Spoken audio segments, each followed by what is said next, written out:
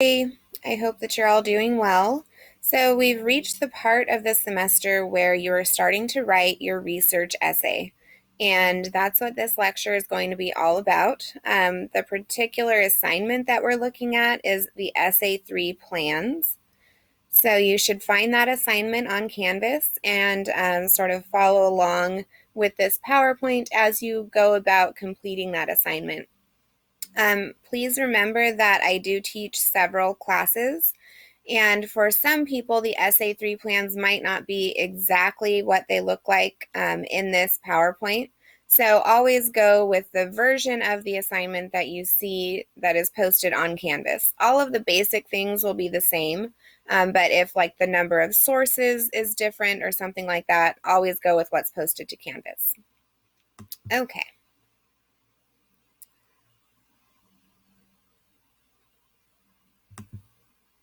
So the first thing that you should do with any assignment, including this one, is to review the prompt. So remember that your goals here are to discuss a problem in detail, propose some big picture solutions to that problem, and explain how individuals can get involved to help address the problem. So in your research paper, these are all of the things that you are doing. Now, the Essay 3 plans are meant to help you get to this end goal where you're doing all of these things in your research paper. Remember that the essay requires outside sources. Again, the number of sources and the type of sources might be different depending on which class you're taking. So go ahead and look at the assignment for that. If you are ever unsure, you can always contact me just to clarify. But generally, it requires 4 outside sources. Some of those need to be scholarly. Other ones can just be reputable sources from newspapers, TED Talks by experts, and so on. The essay length is, again, generally 10 to 12 pages. So usually I encourage students to aim for about 3 pages that are focused on the problem, 3 pages that are focused on big picture solutions, and 3 pages that are focused on those individual involvement steps. If you shoot for that goal and then include your introduction and a conclusion, that usually gets you to about 10 pages. So if it helps you to think about it as, 3 small essays about a problem, a big picture solutions, and then individual involvement, sometimes that's a helpful way to not see it as this big, scary research paper, right? One sec. Sorry for the blip in the video here. All right. So once you've looked over the assignment in general, then the next thing you need to do is to choose a topic. So if for some reason you haven't chosen a topic yet for your research paper, make sure that you do that now. You can focus on any of the topics that we've discussed in our research unit, or you can choose one of your own. If you are choosing one of your own, I do recommend just running it by me quickly. Just send me a message or an email and let me know what you're thinking of. If you're having trouble choosing a topic, you can meet with me on Zoom or chat with me on the Remind app, and we can figure that out together. I'm fine with helping you choose a topic if you need that. You should also use the workshops in the research paper packet to help you narrow down a topic if you need help. There are some to kind of help you choose. Remember, for whichever topic you choose, you should be able to answer these questions. So you should make sure that you're talking about a problem. And one way to make sure that you're doing that is to think about, why is this thing a problem? Who is it a problem for? Where does it happen currently? And all of those kinds of things. You should also be able to discuss some big picture solutions to address the problem that you're talking about. And you should have some ideas about what individuals can do to help. So remember that this is not a typical research paper where your only job is to inform me about a particular topic. Instead, you're talking specifically about a problem, you're advocating for some big picture solutions, and you're asking individuals to get involved in some way. So if the topic that you were hoping to look at doesn't, lend to this kind of a discussion, then you might need to choose a different topic. So that brings us to the assignment, which is your plans for Essay 3. So the first thing that you need to do, if you haven't already, is to create a working thesis. You should have a working thesis statement, but it might be time to sort of switch it around, put it into your own words if you would like to, or you might have changed your thesis from the beginning until now. So any of those scenarios are fine. Remember that I gave you a template in case you're stuck with this, creating a thesis. You can just fill in the blanks here. What your problem is would go right there. Why it's a problem would go here. How we can help address it goes in this blank, and then the individual involvement piece goes here. Remember that for your essay, the final draft, your thesis statement is worth 30 points. So it's really important that you have a strong thesis statement. So you can use the template provided to create a working thesis or to change it around if you need to. So make sure that you've got that strong thesis statement. And I've got some examples for you here. So the stuff that's in bold is the information from that fill in the blank part on the template. So the first one says human trafficking is a problem because it affects men, women, and children everywhere. We can help by strengthening trafficking laws, and individuals can get involved by raising awareness in their communities. Homelessness is a problem because many people don't understand the causes of homelessness. We can help by providing better resources for people affected by homelessness, and individuals can get involved by volunteering in their communities and advocating for more funding to help support homeless individuals. So these are two examples of really good thesis statements. Remember that if your thesis isn't doing all of these things, you still have time to, change it up, right? But we want to get it into sort of this kind of format just to make sure that you can include all of those things, the problem, the solution, and the individual involvement part. Make sure that you are not trying to fit everything in here. So, you're just giving us a general overview of the problem, the big picture solutions, and those individual involvement steps. You don't have to have everything. So once you've got your thesis statement, now it's time to start thinking about actually writing the essay. And I would encourage you to look back at your prospectus and your annotated bibliography as you do this, because you should have some ideas there for things that you wanted to talk about in the problem section, or things that you wanted to address in the individual involvement section, for instance. You can also use the workshops and the research paper packet to help you brainstorm ideas for topics that you'd like to cover. And what you're working towards with your outline is the topic sentences. So the outline is something that's going to help you get there, but remember that the end goal here is to write topic sentences that will help you create paragraphs for the actual draft of your essay. So here's what we're aiming for. We are trying to get to about 6 to 8 main ideas in each section for this essay. So that's going to work out to about 6 to 8 paragraphs, right? So when we're doing our outline, we want to try and brainstorm about 6 to 8 main ideas for each of these big sections of the paper. So we want that many for the problem, those big picture solutions, and also how individuals can help. And once you have those, then you're creating the topic sentences. So I've got a couple of examples here about how you could go about outlining.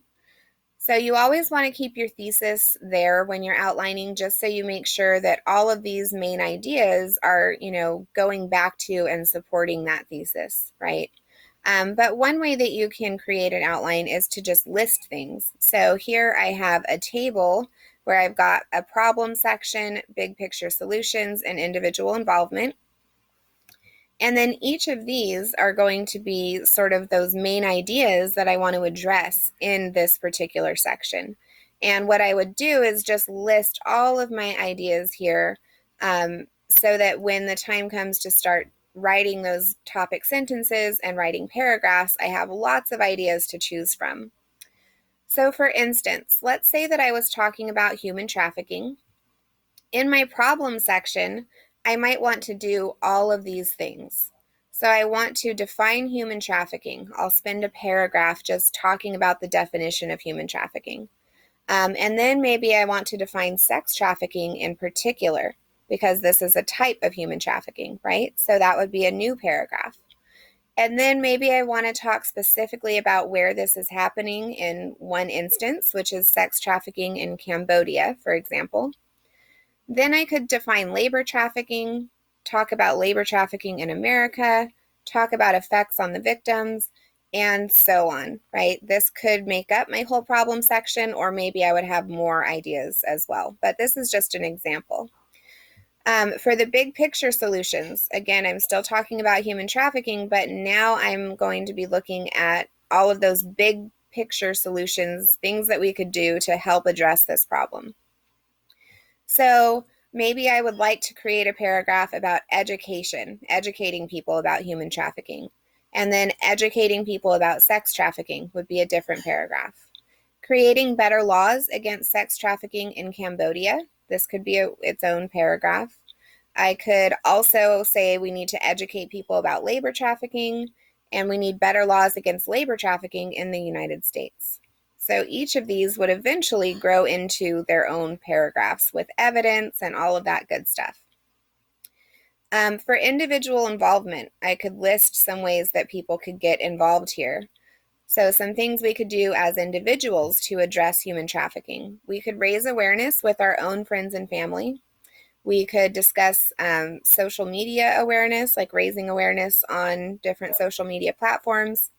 We could support organizations that help. We could vote for better laws in the U.S. We could educate ourselves so we know the signs of trafficking and report it if it's suspected. We can volunteer at organizations that help victims. So you see how this is really helping me to sort of organize my thoughts, because now when I go back to my outline, I'm just going to start writing about, the problem first. And so my first goal is to, write a paragraph that defines human trafficking. And then when I'm done and I check this off of my list, then the next step is to write a paragraph that defines sex trafficking. And the whole time, remember that you'll be using your sources to help you do this, right? So this next step with the outline is just about helping you work towards getting that paper written. So listing is one way that you can outline. You can also do it in a number of other ways. One way that particularly works for me is this bubbling method, right? So I've got my main topic here, human trafficking, and then I have all of these subtopics. So the problem, individual involvement, and big picture solutions. And this is all of the same information as on this previous slide, only I've organized it a little bit differently because my brain likes looking at it this way. So do whatever, works for you in terms of outlining, just as long as you wind up with some main topics here. So you can see that with whichever form of outlining you choose, you should have all of your main topics, jotted down. And the next step, once you have those main ideas, is to now create topic sentences. Now, this is something that you're actually going to be turning in, so we want to make sure that we're really clear on what a topic sentence is and how it's different than a main idea. So once you have your main ideas, it's time to make sure that those are topic sentences. Make sure that your sentences have a subject. This is the person or thing that is doing something in the sentence. A verb. This is the action that's happening in the sentence. And then they should also express a complete thought. So for example, my main idea was sex trafficking in Cambodia. But that's not a topic sentence because I can't write that in my paper, right? So in order to get it to be a topic sentence, I have to clarify some things and add a verb and express a complete thought. So instead of just saying sex trafficking in Cambodia, I can say sex trafficking is a problem in Cambodia. That's a full sentence because we have the subject, sex trafficking, we have the verb, is, and it expresses a complete thought. This thing is a problem in this place, right? So we want to make sure that we're doing all of those things for every main idea. So that's your next step. Take those main ideas that you have and turn them into topic sentences. So what you should wind up with here are 6 to 8 topic sentences for each of those main topics. So you should have 6 to 8 topic sentences about your problem, 6 to 8 topic sentences that are dealing with big picture solutions, and then 6 to 8 topic sentences that are dealing with individual involvement. So notice that those topic sentences, there's several more examples here, are complete sentences and they make a claim. So for instance, by just saying sex trafficking in Cambodia, I'm not making any sort of a claim. It's not a sentence. There's lots of issues with that. Whereas the topic sentence says sex trafficking is a problem in Cambodia. That gives me somewhere to go with my paragraph because now I have a purpose. The rest of this paragraph is going to be all about showing my reader that my claim that sex trafficking is a problem in Cambodia is true and accurate and has evidence to back it up and support it. And that's where your sources are going to come in. So then you'll be using that quote sandwich method where you sort of introduce the quote and sandwich it in and explain it to build on these topic sentences to create your body paragraphs for the draft. So make sure that you are making claims, make sure that they have the subject and the verb and express a complete thought. So once you have all of your topic sentences ready to go, then it's time to choose evidence that support those topic sentences. So again, this is a good time to look back through your annotated bibliography and your prospectus because you should have some notes there for yourself about how you wanted to use each of your sources. So look through those sources and choose a quote that relates to and supports each topic sentence. You might find that it's difficult to find, evidence for one of your topic sentences. If that's the case, consider shifting what you say in your topic sentence so that it can fit in with the evidence that you already have, or change your evidence to fit the topic sentence. But just be aware that you can do either or. Sometimes it's easier to change the topic sentence than it is to find a different quote that fits with what you've already said. And as long as you're still covering the, relevant information, then that's totally fine. When you're choosing evidence and you're going to put this together into your paper, right? You're now building paragraphs because we're taking that topic sentence and we're adding all of this stuff to make an actual paragraph for our essay drafts. Make sure that you're including these things here. So you need to include a signal phrase before your evidence. Generally, a good place to start is with the author and a verb. So example, Fujinami states, or the author claims, or the writer says. Any of those signal phrases work just fine.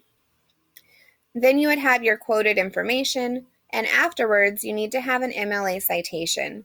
This is usually the last name and a page number. So for instance, Fujinami 25.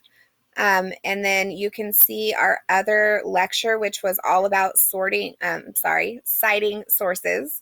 If you have weird citation things that come up, like for instance, if you don't have an author or you don't have a page number, check out that lecture, ask a tutor or ask me for information about how to cite those different examples. You should also remember to include the title and the author or authors in your signal phrase the first time that you use that source. So you want to give us the type of source and the title and the author's full name just the first time that you're using a particular source. So just some things to keep in mind as you're building your paragraphs with your evidence. So for example, this is what this part of the assignment should look like. And remember that you're turning in topic sentences and evidence for each section of your paper. So you should have several of these. And essentially right now, you're writing your first draft because all you have to do afterwards is just go back and add some commentary, right? So make sure that you put in effort to do this because you'll make it easier for yourself to just copy and paste this stuff and then, write your paragraphs. So for instance, I've got my topic sentence here and I have my evidence that goes with it right below it, and then another topic sentence and more evidence. So if my topic sentence says sex trafficking is a problem in Cambodia, then my evidence is going to support that. And notice that I've got my signal phrase and my citation ready to go. So according to the article, The Women Who Sold Their Daughters into Sexual Slavery by Tim Hume, Lisa Cohen, and Mira Sorvino, UNICEF estimates that children account for a third of the 40,000 to 100,000 people in the country's sex industry. And this was on page 1.